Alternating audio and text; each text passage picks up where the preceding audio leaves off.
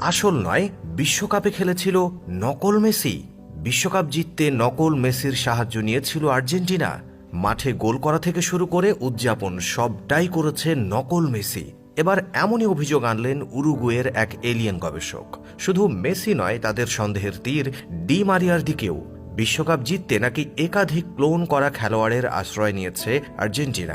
এমনকি ফাইনালে এমবাপের clone নামিয়েছিল France. এমন দাবি এলিয়েন মানব খ্যাত ওই ব্যক্তির। শুধু দাবি করে থেমে নেই, দাবির পক্ষে দিয়েছেন যুক্তি আর প্রমাণ। তবে কি সত্যি এমনটা ঘটেছিল কাতার বিশ্বকাপে? তবে কি সত্যি মেসি আর ডি মারিয়ার নকল এলিয়েনই আর্জেন্টিনাকে জিতিয়েছে বিশ্বকাপ? নিজের দাবির পক্ষে কতটা যুক্তি আর প্রমাণ দেখাতে পেরেছেন এই গবেষক? কি বলছে মিডিয়া, নাকি সবই গুজব? থাকছে বিস্তারিত আজকের ভিডিওতে।